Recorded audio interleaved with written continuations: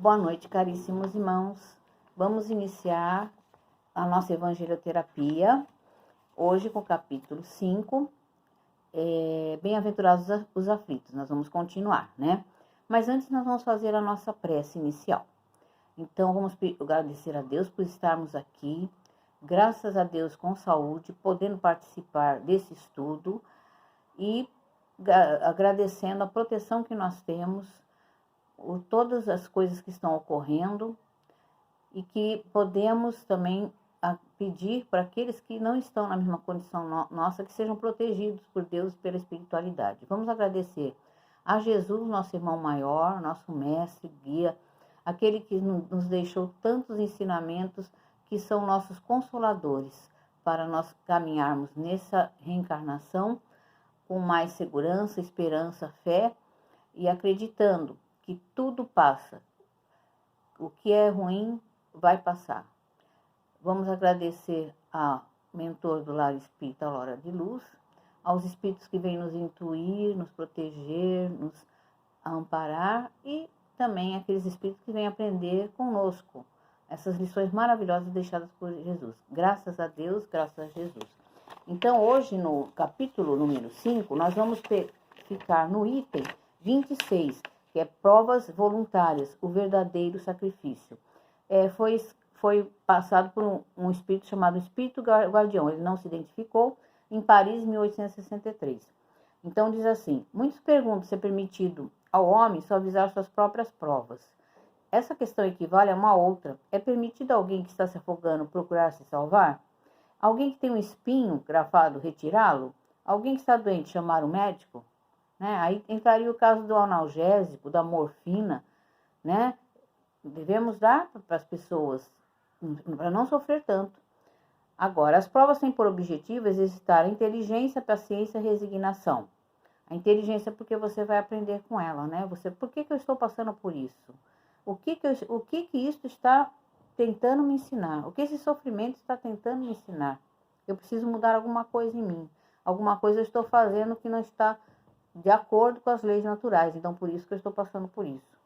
O mérito consiste em suportar sem lamentações as consequências dos males que não podemos evitar. Existe um grande mérito quando os sofrimentos e as privações têm por objetivo o bem do próximo, porque isso é fazer a caridade através do sacrifício. Não quando a finalidade é apenas favorecer a si mesmo. Nesse caso, é egoísmo. Então, você faz um sacrifício, mas você faz o sacrifício em prol do seu próximo. Você tem um pão na sua casa, você é muito pobre e a sua criança está com fome, você dá o pão para ela e não come. Então, é um sacrifício, mas é um sacrifício em prol do outro, não é? Torturar voluntariamente o corpo é transgredir a lei de Deus, que dá a cada um os meios de sustentá-lo e fortificá-lo. Enfraquecer o corpo sem necessidade é um verdadeiro suicídio. Outra coisa é o sofrimento que alguém impõe a si próprio para aliviar a dor do próximo. Então, a esse sacrifício que nós vamos impor ao nosso corpo, que nós mesmos já temos, o nosso plano reencarnatório de provas e expiações que vamos passar, que está oficialmente feito através da espiritualidade e da misericórdia de Deus, então nós não temos o direito de, além disso, procurar mais sacrifício, mais torturas no nosso corpo. Antigamente se usava o silício, né? Silício deve ter gente que ainda talvez use hoje, né? Porque há pessoas que ainda estão com aquela ideia de que o sofrimento tira os pecados. Então, é uma corda com arames pontudos que você amarra no seu corpo e vai deixando aquilo sangrar, aquilo machucar, né? Começa na pele, depois vai até a carne, vai sangrando. E as pessoas achavam que isso aí retirava os pecados. E nós sabemos que não é assim, né? Nós não devemos torturar o nosso corpo físico, judiar dele. Nós devemos respeitá-lo, porque foi dado por Deus para nós, para reencarnarmos e para nós passarmos por experiências aqui no planeta. Então, nós temos que tratar desse corpo da melhor forma possível, é o nosso vaso, né, sagrado, igual dizia o apóstolo Paulo. Então, o que nós temos que fazer? Nós temos que passar as provas que já foram combinadas, né? Que já foram nos dadas, às vezes até não é voluntária, pode ser até uma coisa compulsória, mas Deus que determinou. Essas nós temos que passar. Agora, não nós judiarmos o nosso corpo, através de bater nele, chicotes, né? Que nem antigamente as pessoas, quando praticavam alguma coisa que elas sabiam que não estava dentro das leis divinas, como um capataz que maltratava seu escravo, muitas vezes ele ia para um quarto e ia lá, se chicoteava até sangrar, para aliviar daquele pecado que ele sabia que estava cometendo contra o próprio semelhante. Só que era o serviço dele, né? Ele tinha que obedecer às ordens do patrão. Então, isso aí é tudo coisas que as pessoas colocaram na mente que isso é o sofrimento. Como aconteceu com Jesus na cruz, né? Acham que tem que fazer, além do que já sofrem, que já está no plano reencarnatório, ainda fazer mais um sofrimento extra, né? Que não adianta nada. Não vai eliminar seu pecado. Como é que nós vamos eliminar? Mudando a forma da gente agir, né? Não fazendo mais aquilo que está contra as leis de Deus. E pode ser, às vezes, alguma coisa que você está resgatando de uma outra reencarnação, ou até desta própria reencarnação, né? E nós podemos até falar de um silício que também não é físico, mas é um silício moral, que é aquele em que a pessoa é invejosa, né? Ela sofre, ela tem uma tortura diariamente, porque ela quer sempre o que ela não tem, o que o outro tem. O silício do ciúme, né? Que faz, que atormenta tanto a mente, aquela mente fica atormentada e ela acaba imaginando coisas, ela acaba vendo coisas que não acontecem e acaba tirando a vida até do outro, né? Por causa do ciúme que ela achou que é traída. Então, ela acaba tirando a vida do outro ser e, na verdade, diz que é por amor. Não é amor, né? Amor não faz mal. O amor só vê o bem do outro. Isso aí é egoísmo, né? Egocentrismo. E o orgulho também, que a pessoa quer parecer mais do que se acha que tem que sempre estar acima de todos, né? É um silício também. Então, são silícios morais. Agora, silício do corpo também. É um silício que nós devemos evitar. Judiar desse corpo. Através do álcool, das drogas. Isso são tudo sacrifícios, são silícios, né? Mas que não acrescentam nada para mim. Muito pelo contrário.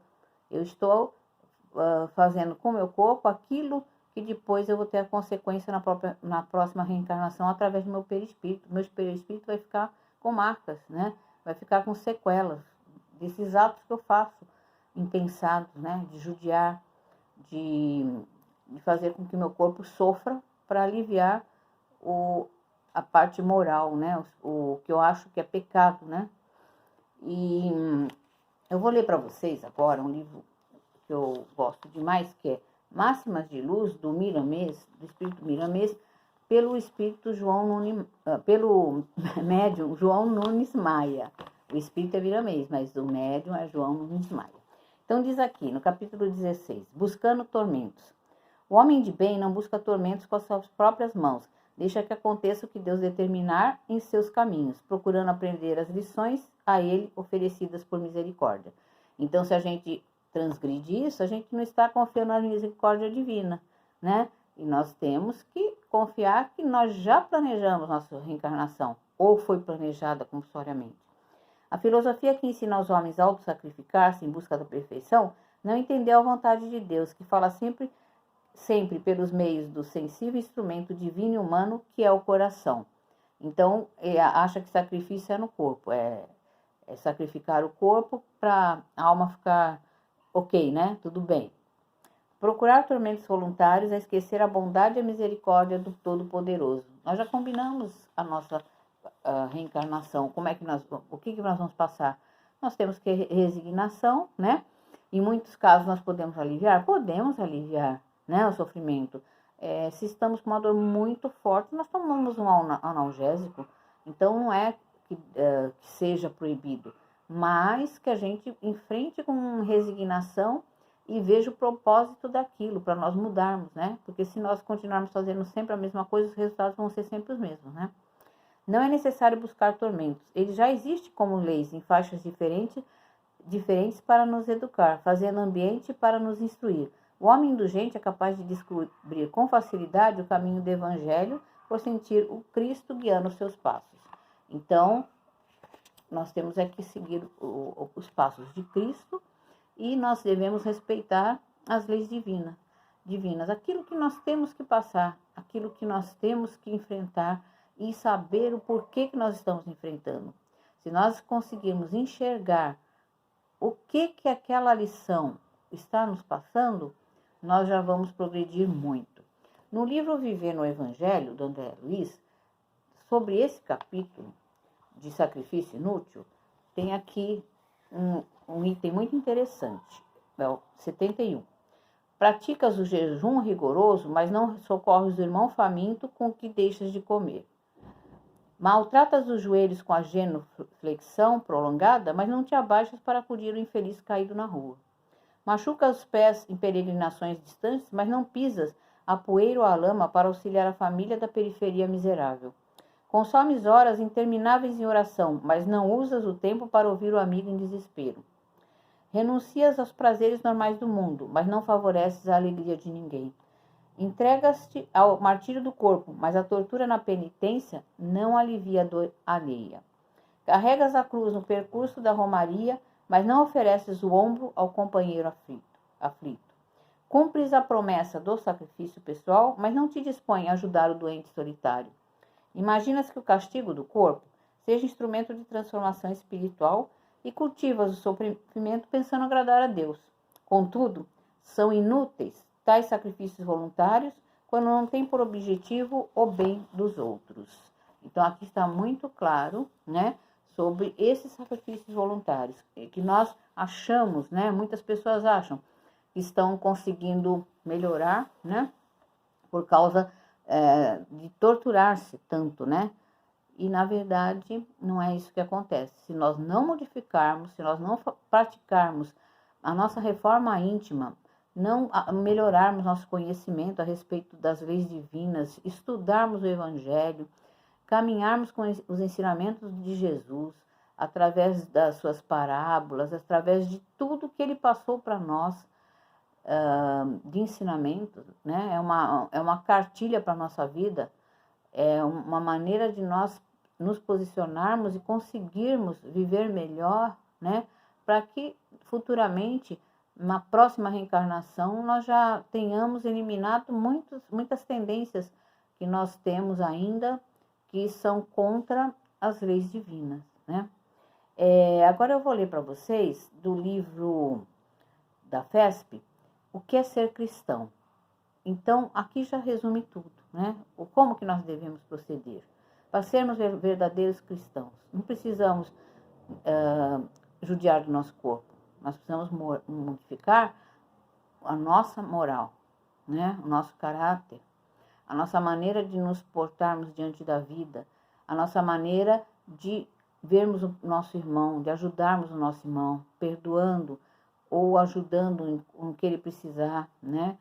Através da oração, através do evangelho no lar. Então, nós temos muitas formas de nós irmos melhorando para que nós não carreguemos todo esses problemas que já tínhamos em existências anteriores e também nessa existência, né?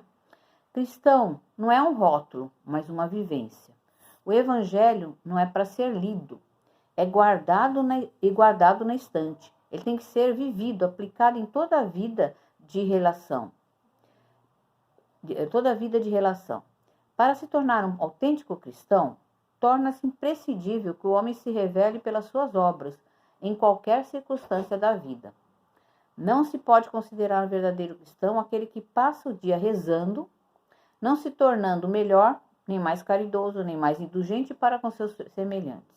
Não são cristãos verdadeiros os que se comprazem em atos exteriores de devoção, mas se encastelam nas muralhas do egoísmo, do orgulho, da cupidez e de outras paixões degradantes.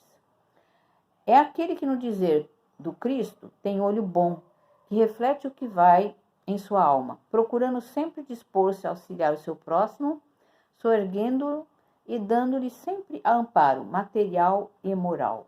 Então, esse é o verdadeiro cristão. É este que nós temos que seguir, que são os ensinamentos que Jesus nos deixou, né? E que esses realmente têm valor. Em que nós possamos trazer para a nossa vida, no dia a dia, tudo que nós lemos e nós aprendemos. Porque só teorizar não adianta, nós temos que praticar. É difícil? Sim, é muito difícil. Nós temos ainda muitos vícios de vidas passadas e nós temos dificuldade em nos modificar. Porém, nós já temos a intenção e nós já temos a sabedoria para isso. E nós temos que lutar todo dia. Que nós possamos colocar uma meta. Não vou me modificar, eu tenho tais e tais defeitos. Tenho 3 problemas que eu vejo que são gritantes, fora os outros, né? Mas eu vou trabalhar um de cada vez. Por exemplo, eu tenho o problema da maledicência. Vamos trabalhar a maledicência só? A gente vai trabalhar 1 ano, 2 anos, 3 anos. Toda vez que estou com a ideia de falar alguma coisa de alguém, de julgar alguém, eu penso, não é certo. Fico quieto e faço uma oração, né? Pedindo perdão porque estou quase cometendo novamente. E vou fazendo assim, vou fazendo aos poucos, mas eu vou tentando me corrigir todos os dias. E não importa quanto tempo leve. A gente conseguir eliminar um defeito que nós temos, mas levamos 1, 2 anos, não tem problema. Nós já estamos ganhando, porque nós estamos já mudando fazendo a nossa reforma íntima. E nós vamos pegar naqueles pontos que a gente tem mais dificuldade, né? Ah, inveja, eu tenho inveja. Então, naquela inveja, quando você olhou, eu olhei o carro do meu vizinho, ele tocou o carro, tá com carro 0. Olhei, agora eu já peço, eu já falo diferente. Graças a Deus, ele mereceu, ele comprou, vai ser pro conforto dele, para sua família. E vamos modificando assim no dia a dia, né? Mudando meu pensamento, meus sentimentos, porque os sentimentos que tem que mudar também, né? Não adianta eu pensar e eu aqui e lá dentro estou com outro sentimento, mudando o sentimento também. Então, meus irmãos, a lição de hoje é essa. Nós vamos continuar na evangelioterapia, com as nossas experiências, trocando ideias, trocando informações, e assim a gente vai aprendendo cada dia mais uns com os outros.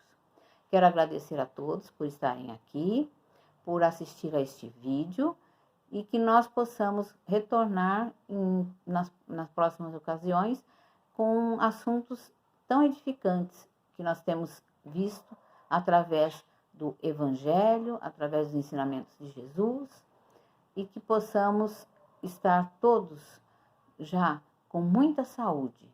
Todos aqueles que estão com dificuldade por causa do Covid ou outra doença qualquer, que já estejam curados, que consigam a cura física, mental, espiritual e que possam levar uma vida agora com outra visão, né? Com a mais amplitude de consciência. Vamos fazer a nossa oração. Obrigado, meu Deus, por esse encontro maravilhoso, que nós possamos passar para frente todas essas informações e que consigamos fazer a nossa reforma íntima. Vamos agradecer a Jesus novamente, porque esses ensinamentos são valiosos nos dias de hoje. Sempre foram e hoje mais ainda, porque nós estamos passando não somente por problemas individuais, mas problemas coletivos, sofrimentos coletivos. Que tenhamos resignação e consigamos nos modificar para que o planeta realmente entre em regeneração. Graças a Deus e graças a Jesus.